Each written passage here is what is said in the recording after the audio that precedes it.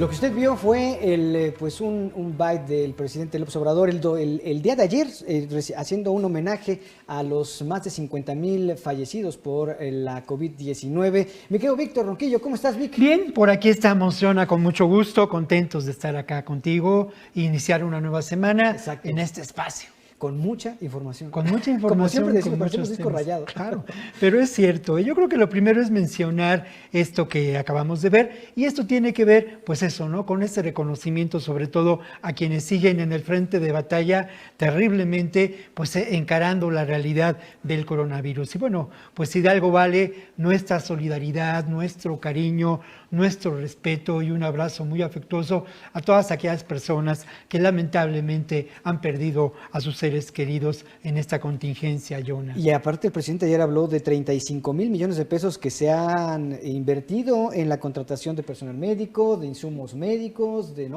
sí. No es poco dinero. No es poco dinero, y lo mencionábamos la semana anterior. Esto es parte de la estrategia. Espero que haya ocasión de comentar ampliamente la estrategia, pero hoy hay un tema, pues me parece capital, que se liga mucho con la nota que manejabas de estas órdenes de aprehensión libradas contra personas de la Policía Federal. El presidente López Obrador hoy habló de un tema que es verdaderamente espinoso. Habló de un tema que se ha manejado a lo largo de muchos años sobre la realidad del narcoestado en México. Sí. Un tema que parecería arrancado de las series de Netflix, pero que lamentablemente, mi querido Jonah, es una realidad. Vamos a escuchar lo que dijo López Obrador en torno a esta realidad del narcoestado en México, y luego reflexionaremos sobre lo que implica, pues, esta terrible y preocupante realidad. Llegó a hablarse de un narcoestado, y yo sinceramente en ese entonces pensaba de que no era correcto clasificar de esa manera al Estado mexicano. Pero luego, con todo esto que está saliendo a relucir, pues sí, se puede hablar de un narcoestado. Bueno, ¿por qué es un narcoestado y qué lo caracteriza? De entrada, lamentablemente, y esto ha sido evidente, muchas de las corporaciones policíacas, muchas incluso de las Fuerzas Armadas, fueron captadas por el narcotráfico. Por otro lado, el poder político, o sea, el poder que tiene que ver con gobernadores, que tiene que ver con presidentes municipales, que tiene que ver con secretarios de Estado, lamentablemente fue cooptado por el narcotráfico. Y una realidad que tampoco podemos ocultar es que en muchas ocasiones, en algunos estados del país, el Estado como tal, o sea, en algunas entidades federativas, el Estado como tal ha funcionado en favor del crimen organizado. Incluso en gobiernos municipales, o sea, de pronto parecía que el gobierno municipal trabaja no para los ciudadanos, sino para el crimen organizado. Sí, y el otro elemento que lo mencionas es precisamente la imposición del crimen organizado en los estados, en los municipios, sobre todo captando y territorio, sobre todo apropiándose de territorio. Es una gran pregunta si el crimen organizado en nuestro país ha violentado al Estado de Derecho.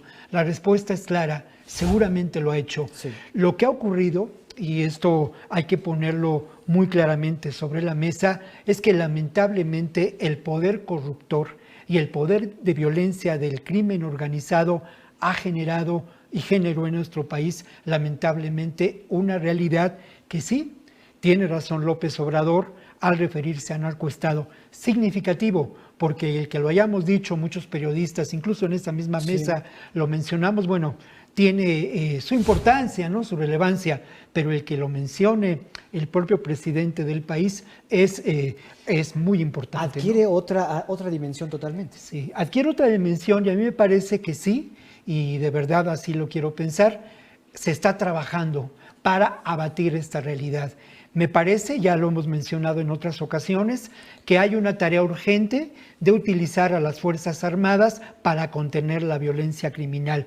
Pero me parece también que tienes que terminar con los cercos de protección política, que tienes que terminar con los recursos financieros y la infraestructura que maneja el crimen organizado, y además tienes que generar esto que hemos mencionado y que, bueno, mucha gente pone en entredicho, pero es que es ese trabajo de atención a los grupos sociales que sobre todo pueden convertirse en, pues eso, ¿no? Ejércitos terriblemente al servicio del crimen organizado, del narco, y abatir con ello un problema que también lo hemos dicho aquí, lo dijimos la semana pasada, de degradación social, Jonah. Muy profunda. De hecho, curiosamente me viene a la mente, y haciendo un par de referencias, hay dos películas en esta plataforma de Netflix, en donde una está enfocada en estos jóvenes de Monterrey que están en este ámbito de de lo que es la cumbia degradada, y que son un poco entre cholos, y son estas urbes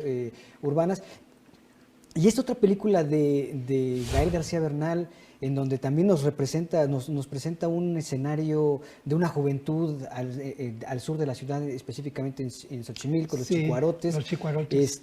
Que nos da una clara radiografía de que la situación no es fácil. No, la situación no es fácil y me parece que tiene que ver, pero insisto mucho, ¿no? Este reconocimiento de que enfrentamos una realidad, un narcoestado evidentemente con estos hechos que mencionabas en la nota, ¿no? La Policía Federal, sus altos mandos acusados de corrupción, utilizando los recursos para hacer compras falsas. Pero no fue todo lo que pasó en la conferencia de prensa mañanera.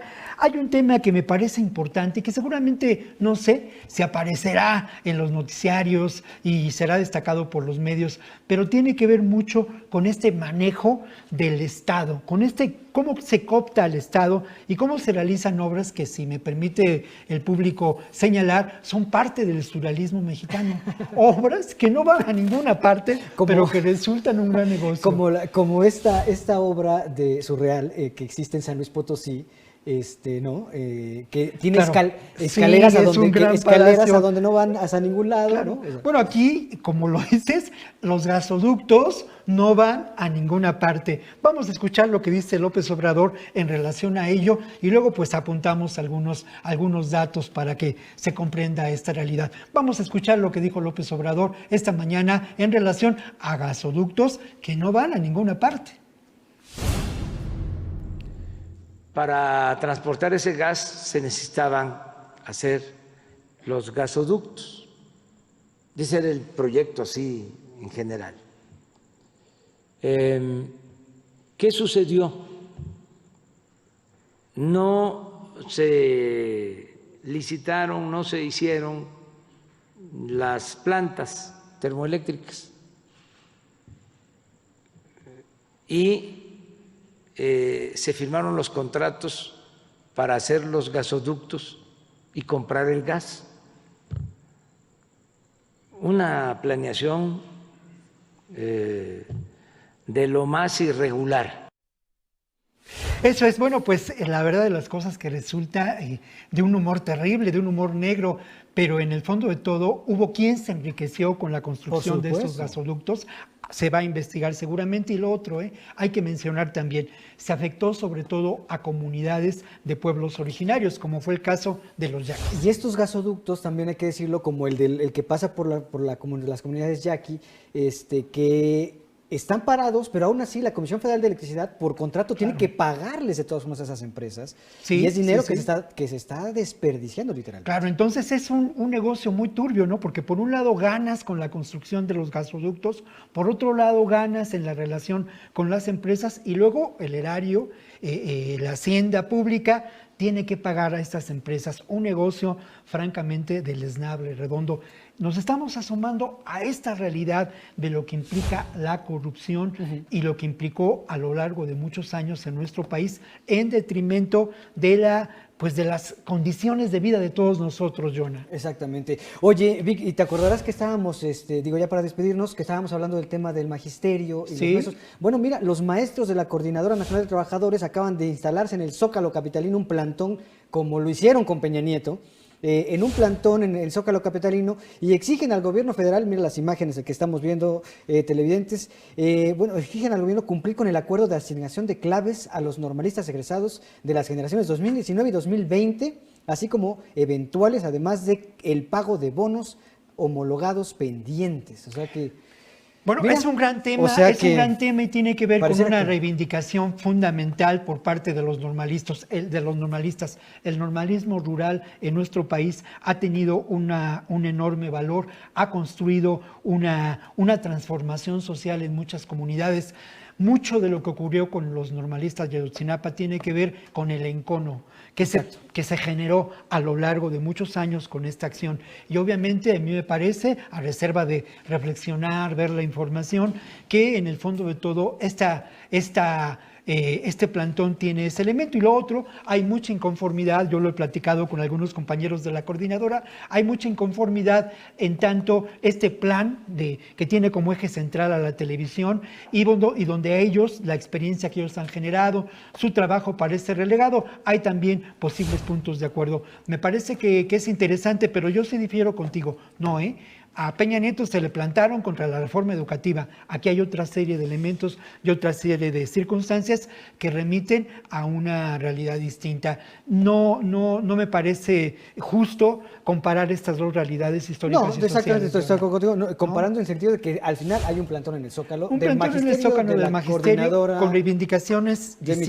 Michoacán. ¿no? Me quedo Vic. Maestro, Así ahí que estamos. seguramente eso se lo dedicaremos mañana, porque Seguramente, el presidente tendrá que hablar de esto. seguramente le van a entrar. Sí.